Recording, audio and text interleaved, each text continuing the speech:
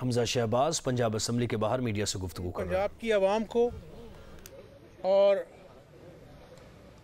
पाकिस्तानी आवाम को ये बताना चाहता हूँ कि आज मैं आपसे अपोजिशन लीडर की हैसियत से बात नहीं करने लगा। मैं आपसे एक पाकिस्तानी के नाते और एक बाप के नाते बात करना चाहता हूँ।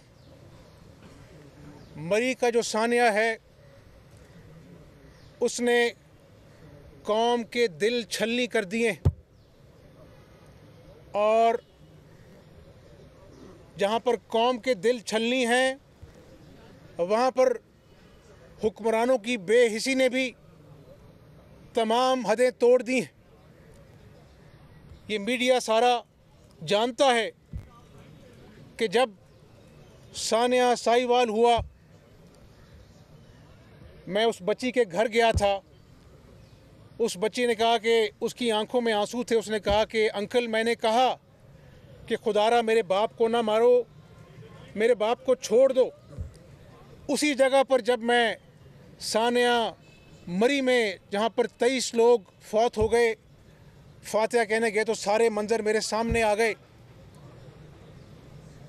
और जहाँ पर ये वाक़या हुआ वहाँ पर कौन लोग मौजूद थे? आज सियासत नहीं करूँगा मैं, क्योंकि ये इंसानियत का मामला है।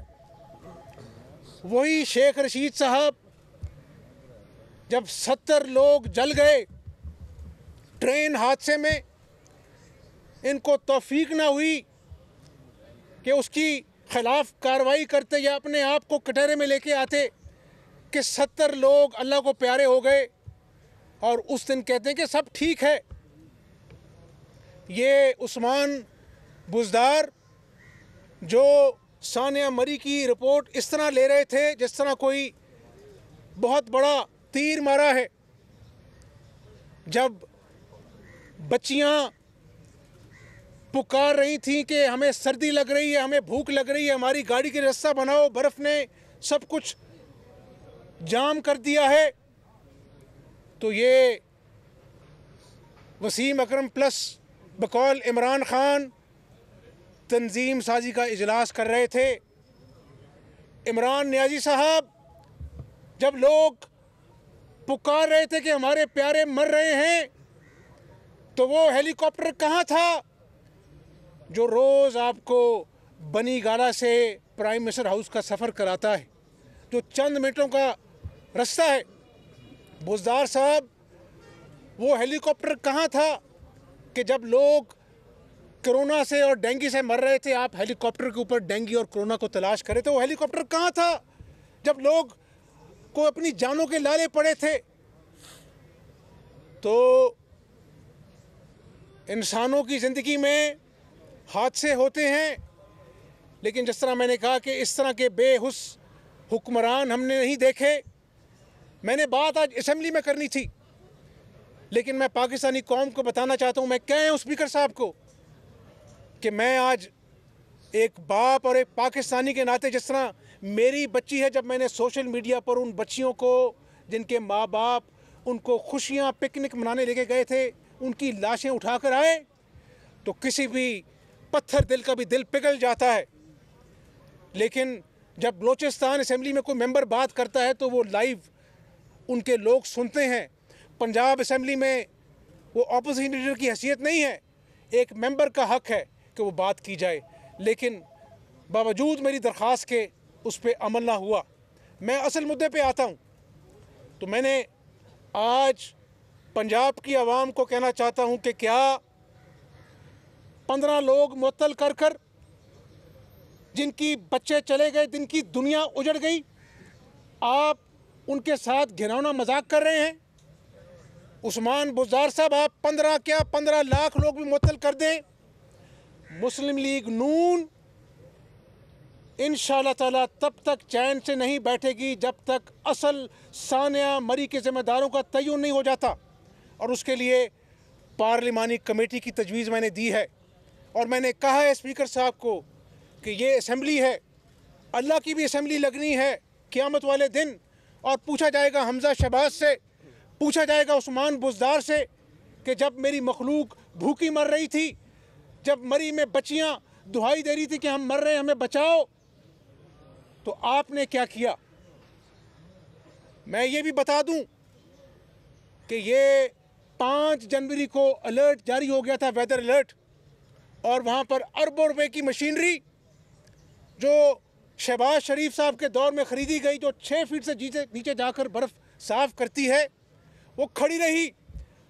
ड्राइवर मौजूद नहीं थे, 20 गाड़ियाँ थी, स्नो स्कूटर तक वहाँ पे मौजूद थे, और उनको गॉगल्स लेके दी थी कि जब अपना जो है पेट्रोलिंग करें तो स्नो स्कूटर के ऊपर, ताकि कोई गाड़ी ना फंसे बर्फ़ों के अंदर।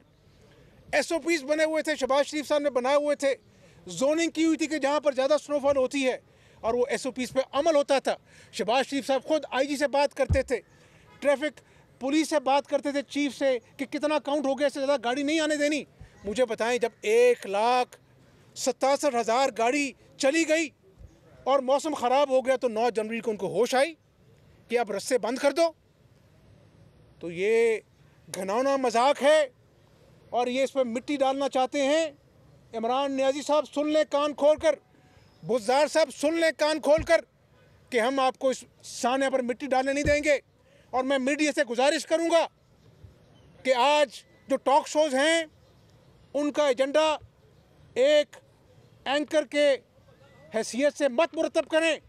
एक बाप बनकर सोचें कि आज जिसकी बच्ची चली गई, जिसका बाप चला गया साने अमरी में, इनकी गफलत की वजह से, इनकी क्रिमिनल नेग्लिजेंस की वजह से, इस इशू को हाईलाइट करते रहें, क्योंकि क़यामत वाले दिन आपने भी अल्लाह को जवाब देना है, हम सब ने अल्लाह को जवाब देना है। आज किसान पुकार उठा है, रुल गया है।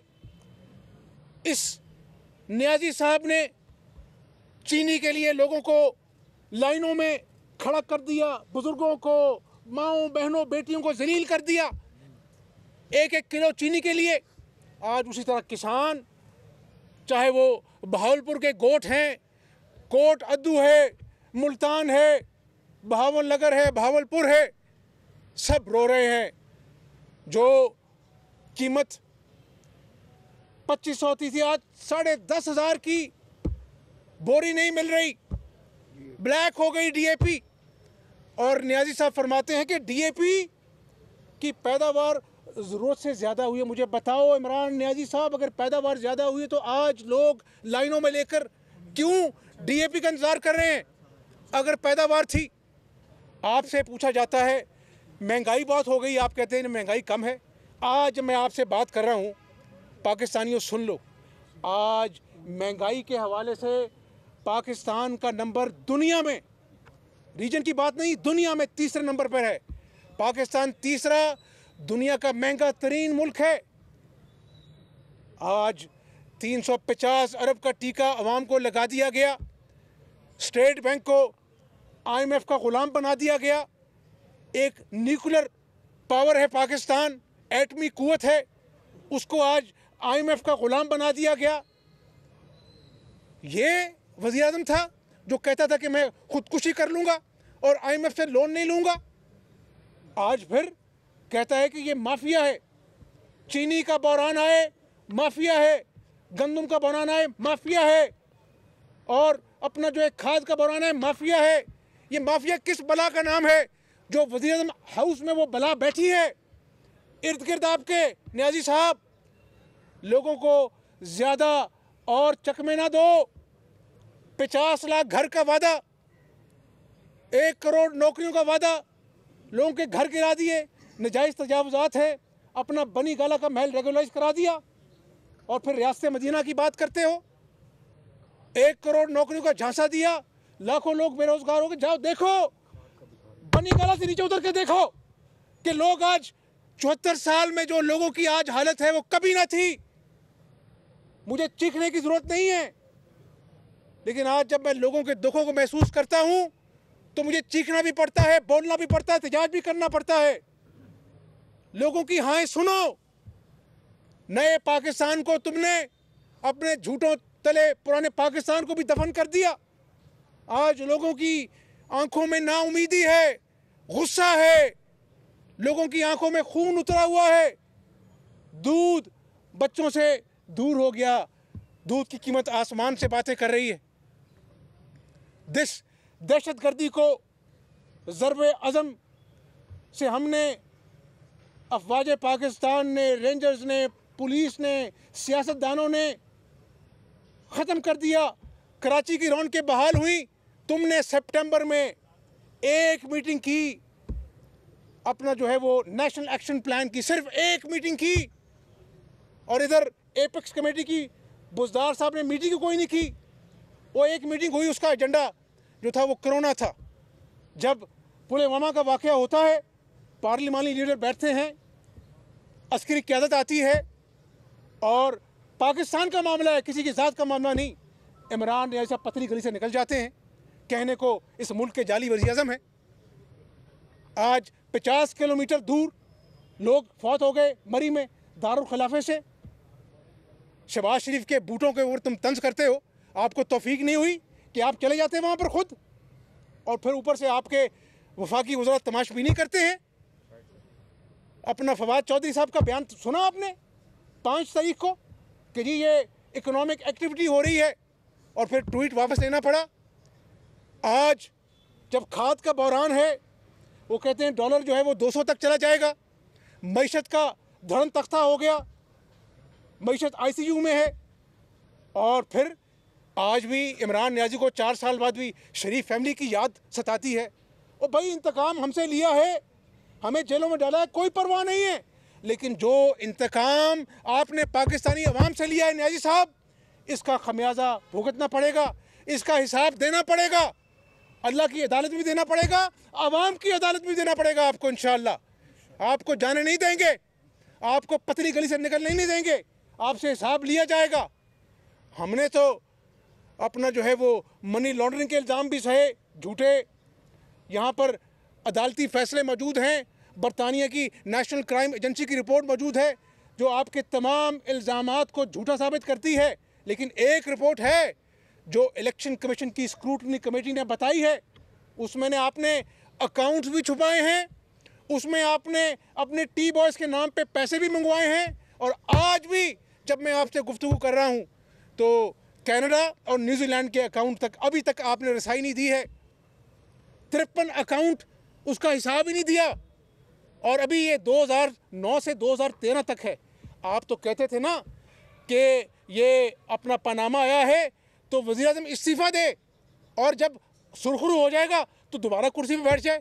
तो क्या न्याय साहब आज पाकिस्तान का कानून बदल गया है? क्या रियासत मदीना में 2 कानून हैं कि आज इमरान नियाज़ी स्क्रूटनी कमेटी ने सवाल उठा दिए, आप सर्टिफाइड चोर डिक्लेयर हो गए? आपको नहीं चाहिए कि आप फौरी इंसाफ की बात करते हैं? पाकिस्तानी अवाम देखना चाहती है, इस्तीफ़ा दें, अपने आप को पेश करें। अगर आप अपना जो है वो साफ शफाफ होंगे तो दोबारा आके बैठ जाएं। तो कौन सा ये दोहरा मयार है नियाज़ी साहब? शहबाज शरीफ, नवाज शरीफ सब हिसाब दें। तोशा खाने का मामला आए तो आप जवाब ना दें। 7 साल आप फॉरेन फंडिंग केस में आप अपना जो है वो स्टे ऑर्डर के पीछे छुपते रहें। ये कौन से इंसाफ की बात कर रहे हैं? ये इंसाफ सिर्फ बनी गला में बिकता है। पाकिस्तान की आवाम जो है वो जानना चाहती है कि ये स्क्रूटनी कमेटी की रिपोर्ट का हिसाब कौन देगा। 150 पेशियां भुगत चुका हूं मैं, और भी भुगतूंगा। लेकिन नियाज़ी साहब, आपको फॉरेन फंडिंग का हिसाब देना होगा। और मैं ये कह दूं आपको आज, आवाम को भी, मीडिया को भी, कि वक्त आने वाला है, हम इंशाल्लाह इस ऐवान में भी और नेशनल असेंबली में भी हर वो कानूनी रास्ता अपनाएंगे कि ये जो अजाब PTI का मुसल्लत है इस कौम पे, जिसने लोगों की 2 वक्त की रोटी छीन ली, किसान से उसका हक छीन लिया, पाकिस्तानी अवाम को रोल दिया, झूठे वादे किए, आपका हिसाब होगा। और इंशाअल्लाह ताला पाकिस्तानी अवाम इमरान नियाज़ी से जल्द छुटकारा हासिल करेंगे इंशाअल्लाह। मरी के हवाले से हमजा साहब साने मरी के हवाले से जो रिपोर्ट सामने आई है, हमजा साहब साने मरी के हवाले से जो रिपोर्ट सामने आई है, क्या आप उससे मुतमिन हैं? आप समझते हैं